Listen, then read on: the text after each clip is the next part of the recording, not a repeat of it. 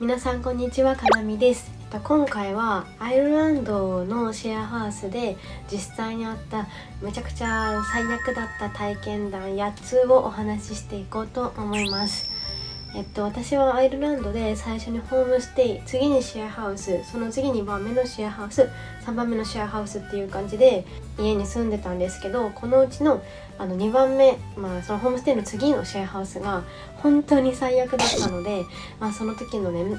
体験談を8つお話ししていこうと思います。それでは行ってみましょう。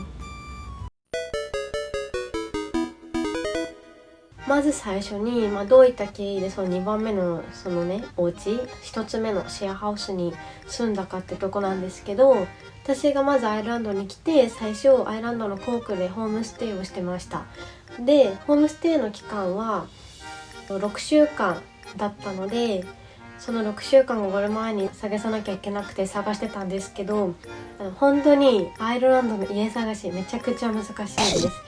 ホームステイ滞在してるその6週間の間に、たくさん問い合わせしたりしたんですけど、本当に100通送って1、2通帰ってくるかっていうレベルでした。でもう少しでホームステイ終わっちゃうって焦った段階でもう1個内見が取れました。最悪なホームステイではなくてシェアハウスなんですけど、そこはトイレとバスも部屋についてて月500ユーロというのがすごく魅力的でした。だけど場所はすごい遠くて、アイルランドのコークのシティセンターからだいたいバスで30分ぐらいのグランマイヤーっていう場所でした。でオーナーを中年の男の人一人で、その人がよくわかんないけどとりあえず一人でその大きい家に住んでて、それでシェアハウス始めることにしたんだみたいな感じだったんですね。話してる感じなんとなくですよ、なんかこの人変だなみたいなのあったんですよ。でもここ以外今部屋のアポイントメントないし、今ここにするしかないって思ってそこを選びました。でもこれが本当に間違いだったんです。その最悪のシェアハウスで何があったかっていうのを大きく8つに分けてお話ししていきます。1つ目、家に入った2日目にして謎の海ドライブデートに行くことになったっていうことです。まずそもそもその人は中年のおじさんです。で本人が言ってたけど55歳とかから60ぐらいだったかな。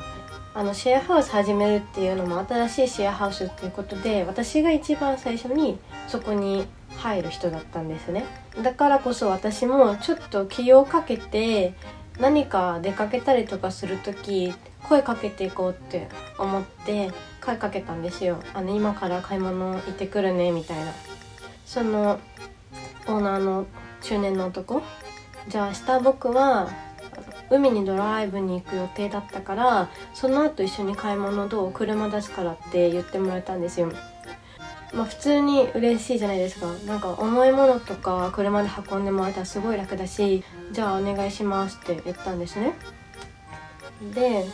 3時にシティセンター待ち合わせねみたいな待ち合わせ場所に行って車乗るじゃないですか。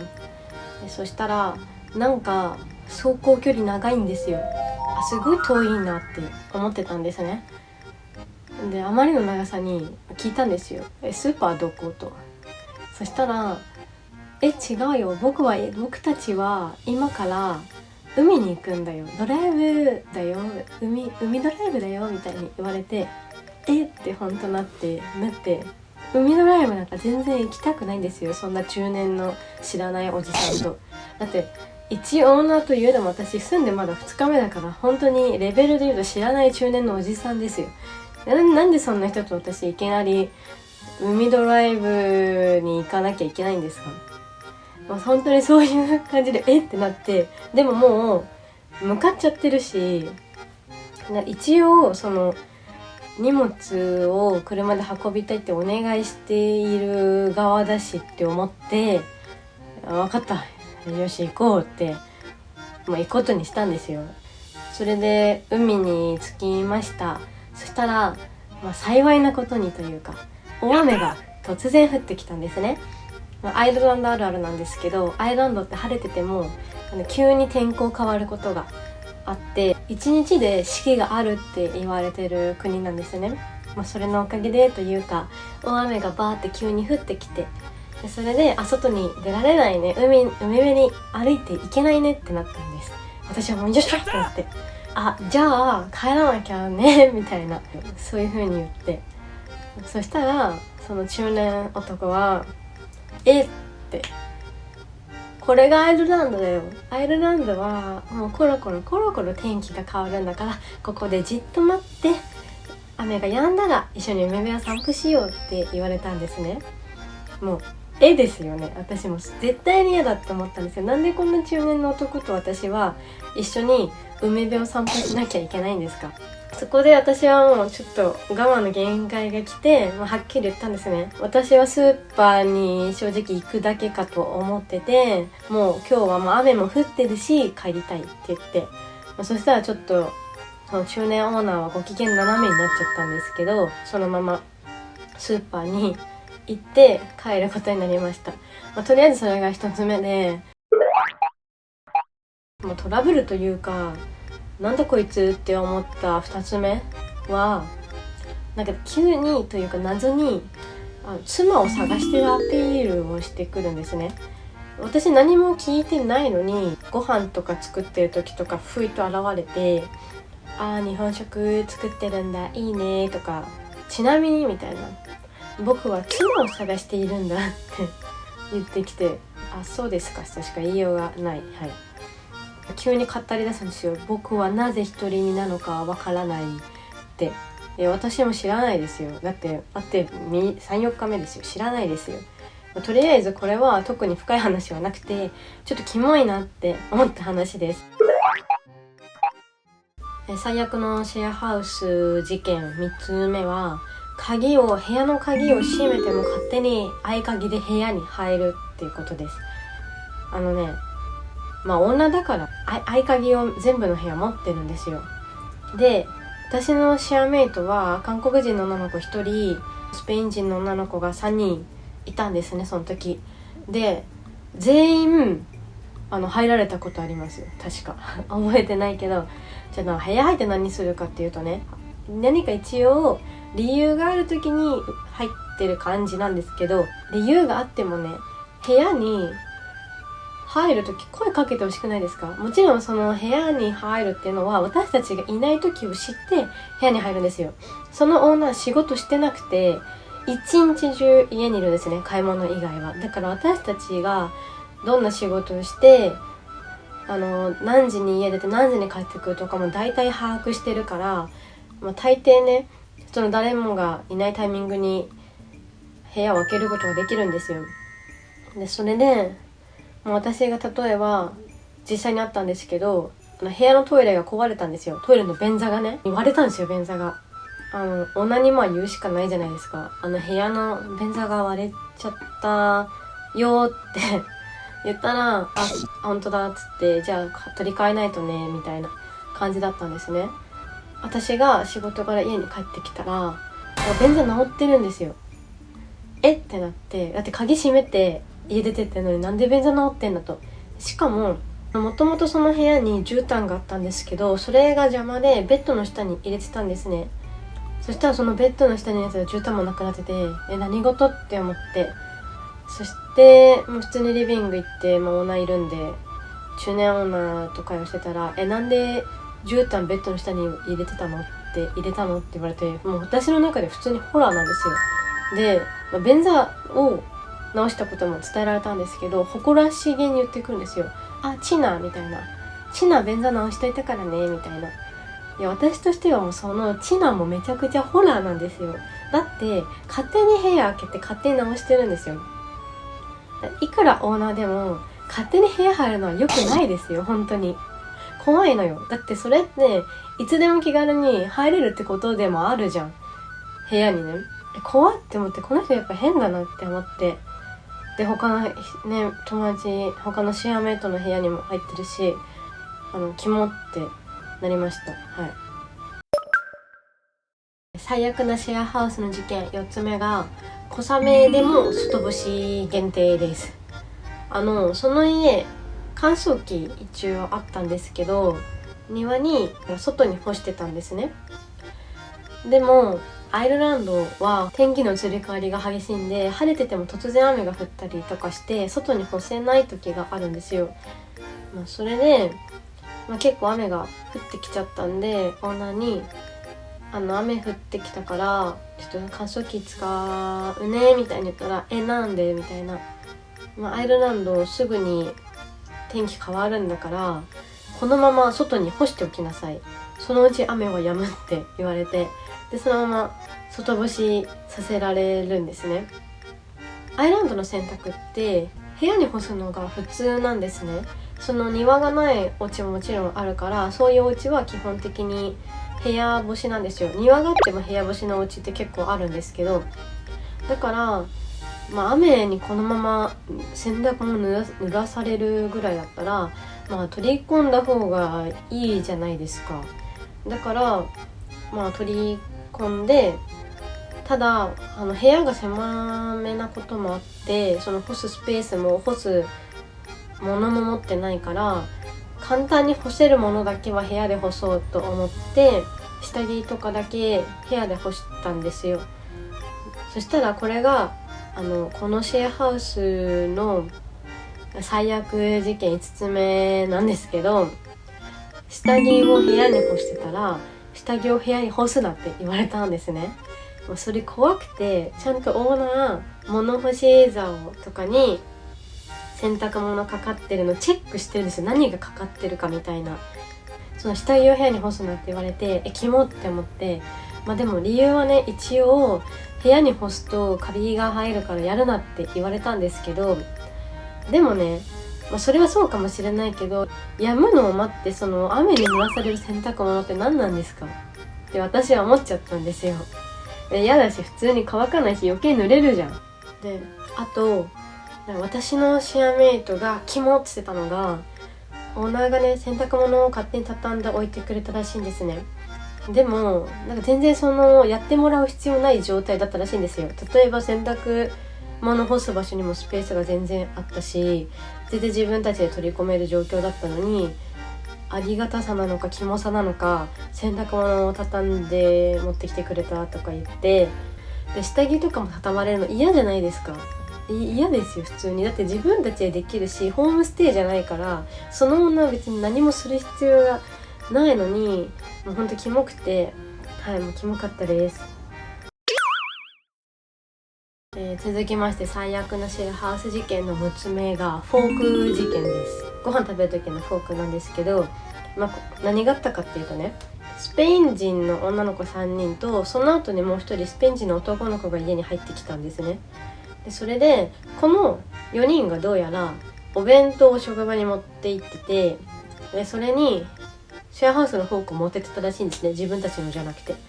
そしたらその中年オーナー気づいたんですよ、フォークが1個足りないことに。でもフォークって10本以上あって、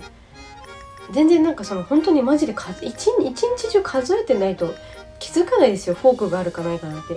て感じなんだけど、気づいたんだって。とにかくでそれでオーナーから集合をかけられて、全員集合っつって、でその4人が並ばされて、我が家のフォークがなくなっている、一つなくなっている、お前たちが職場に持ってっていることを知っている、さあ誰がなくした、正直に答えろみたいな言って、そしたらみんな本当に誰がなくしたか分かんなかったらしいんですよ。本当にもうなくしちゃったんですよね、普通に。でそれでみんながごめん、わかんない、私もわかんない、本当にわかんない、すいませんみたいな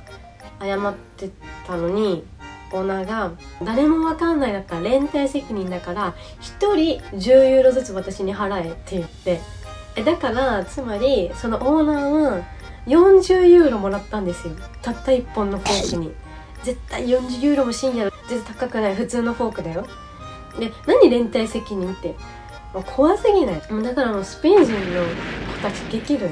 何キモい女ってなって。最悪のシェアハウス事件8つ目がシェアハウスのルール最初なかったくせにどんどん作っていきやがるです。私最初シェアハウス入る時に当たり前だけど条件の合わないシェアハウスはもともと選ぶつもりがなかったんですよ。だから個人的に一番重要なところを聞いて、何かっていうとお風呂入る時間です。シャワーを浴びる時間制限をしてる家って結構あるんですよ。例えば私がカナダ留学していた時はシャワー15分までって決まってたんで、その脱水とかも全部含めて15分だったんで、なかなか大変だったんですね。本当に早く入らないといけなくて。だからそういったこととか入れる時間とかがもし決まってるなら知っておきたいなって思って、最初入る前に聞いた時は別にそんな夜遅くなければいいよみたいな、もうあやふやな感じだけど、割とその言い方的に結構寛容的だよ、なんかあんまり厳しいようなニュアンスではなかったんですね。他にもいろんなハウスルール確認したんですけど、そもそもオーナーが多分人と一緒に住むの初めてだったんでしょうね、多分。ってこともあって、なんかルールっていうルールの作り方を知らなかったのかなかったんですよ、初めて聞いた時は。それで住んでったら、オーナー的に嫌だと思うこともどんどんルール化してって、めちゃくちゃルールがびっしり書かれた紙提出されたんですよ。もうそれほんとびっくりで、もう一番最悪だったのがお風呂は夜22時まで、朝は8時から入れるってやつで、来たわって思って、それもまたカナダなんだけどね、カナダでシェアハウスをしてた時に女と私だけの時があったんだけど、その人の場合は夜21時以降禁止だったの。だから私20時には家に帰って、でそこからお風呂入って21時までに終わるってことをしてたのね。とにかくそのお風呂のルールが厳しいところ嫌なの。時間が厳しいところ、22時までだったら逆算するとだいたい21時までに帰って、でお風呂でしょ。で朝だったら8時以降だから、例えばだけど学校行くとかだったら無理なわけよ。だって学校9時なんだから朝の。私が何が無理だったかっていうと、その時スタバのバイトを始めてて、スタバのバイトはシフト制だったんだけど、なんか2時半とかから夜の9時半までとかだったの。でもう夜の9時半で終わって、そこからグランマイヤーっていうめちゃくちゃ遠い田舎に帰ると絶対22時過ぎるの、絶対に。でもう汚いわけ。次の日が朝晩のこともあって、夜お風呂入れない、朝もお風呂入れないっていうのを過ごすのが私の中で本当気持ち悪かったの。なんでそんなにね、オーナーがお風呂のルールをこんなにしたかっていうと、家にはよるんだけど、そのボイラーかなんかがすっごくうるさいの。お湯を使うとめっちゃウィーンウィーンって音がするの。もう本当にうるさいの、それが。オーナーの部屋は言うたらよ、結構このさウィンウィンするやつから離れてるから、そこまでうるさくないはずなの。なのに、ルール化されて、私たちもね、そのボイラーの横にいると思ったら確かにありがたいルールかもしれないけど、でも22時はさすがに早すぎ、せめて23時までだろって思ったの。だから、とにかく私はスタバのバイトの時間がね合わなかったの。だからもうこの家にはずっと入れないって思って引っ越すことをも決めたの。ただその新しいハウスルールで必ず退去前1ヶ月前には言うことって言われたの。1ヶ月前に言うって言ってもよ、家見つからんのよ、アイルランド本当に。じゃあその言う前から探してたとしても、そんな都合よくその1ヶ月後の家なんか見つかんないのよ。絶対にダブルブッキングになるの、間違いなく。多めにだから家賃払うこととかになるの。次の家にも家賃払っといて今の家にも住み続けるみたいな、とにかくそういうことが絶対起きるのね。だからこれはもう普通に家を出る意思だけ伝えておこうって思ったの。でそれでオーナーに言ったわけ。私この家のハウスルールが合わなくて、最初はハウスルールなかったけどどんどんハウスルール出てきて、特にお風呂のルールが合わないと。私はスタバのシフト上どうしても夜22時以降に帰ってくる日もあるし、逆に朝6時半までに行かなきゃいけない日もあって、お風呂入れなくなっちゃうから無理だから、ちょっと今家を探し中って言ったの。そしたらもうそれがオーナーにとってマジで気に食わなかったらしいのね。ちゃんと私ハウスルール守ってんのに。でそれでここで8つ目になるの。最悪事件、シェアハウス8つ目の事件がオーナーに家を追い出されるです。もう意味わからんでしょ。本当に最悪だったの。これ普通に法律的にもダメらしいんだけどね、スタバから家に夜帰ってきたらなんか謎の手紙が部屋に入ってたの。なんか部屋のドアの下の隙間からピッと取ったら、なんかお前は最悪だみたいな、お前はクソ最悪だ、お前はこのシェアハウスから2週間以内に出なくてはいけないっていうお怒りのお達しを受けたの。その時は手が触れた。はあ、私2週間で家出なきゃいけないみたいな。でもさ、もうね、何も言う気も起きなかったの。その女に対して2週間っておかしいでしょとか、ありえないでしょとか。だってこの女がキモいことはもう知ってるし、なんか頭おかしいことも知ってるし、こんなさ2週間で家出ろっていう手紙書いた時点で頭おかしいじゃん。でその女もさ、家見つかんないこと知ってるから、アイランド全体で家がないのなんてもうみんな知ってますよ、そんな。だからもうなんかね、逆になんか負けん気みたいな感じになって、だったらもう私絶対に2週間で家見つけてやるって思って、それでもう血眼になって一日中探して、なんとかシェアハウスを見つけたの。次のそこに住めることになったから家出るってなりました。だから言うじゃん、それはオーナーに、家出ることになったからデポジット返せよとか。